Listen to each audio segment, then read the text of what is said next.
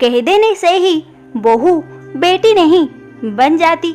विदा होते समय बस एक ही आवाज सुनाई दे रही थी, भाई साहब आप परेशान ना हो, सोनम को हम बहू नहीं बेटी बनाकर ले जा रहे हैं। धीरे धीरे सुबह हुई और गाड़ी एक सजे हुए घर के सामने जा रुकी और जोर से आवाज आई, जल्दी आओ बहू आ गई है।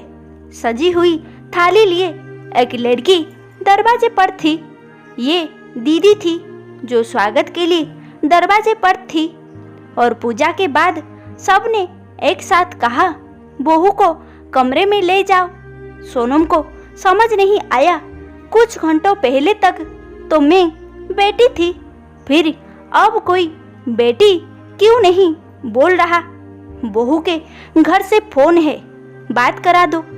फोन पर माँ थी, कैसी हो बेटा? सोनम, ठीक हूँ माँ। पापा कैसे है? दीदी कैसी है? अभी तक रो रही है क्या? माँ सब ठीक है। तुम्हारा मन लगा? सोनम, हाँ माँ लग गया। माँ से कैसे कहती, बिल्कुल मन नहीं लग रहा, घर की बहुत याद आ रही है। फोन रखते हुए माँ ने कहा, बेटा देखो बहुत अच्छे लोग हैं, बहू नहीं बेटी बनाकर रखेंगे, बस तुम कोई गलती मत करना। सोनम और उसकी ननंद वंदना दोनों की जन्मदिन एक ही महीने में आता था। सोनम बहुत खुश थी, साथ साथ जन्मदिन मना लेंगे और पहली बार ससुराल में जन्मदिन मनाऊंगी। सुबह होते ही घर से सबका फोन आया। मन बहुत खुश था और पति के मुबारकबाद देने से दिन और अच्छा हो गया था। खैर शाम होते होते सब लोग एक साथ हुए और बस केक कट कर दिया गया और सासू माँ ने एक 50 का नोट दे दिया। सासू माँ का दिया ये नोट सोनम को बहुत अच्छा लगा। जन्मदिन ना मना पाने का थोड़ा दुख हुआ, पर फिर लगा शायद ससुराल में ऐसे ही जन्मदिन मनाता होगा। अगले हफ्ते वंदना दीदी का जन्मदिन आया। सुबह से ही सबके फोन आना शुरू हो गए। सासू माँ ने कहा, सोनम आज खाना थोड़ा अच्छा बनाना, वंदना का जन्मदिन है। जी माँ जी। शाम होते ही मोहल्ले भर के लोगों का घर पर खाने के लिए आगमन हुआ। सबने अच्छे से खाना खाया।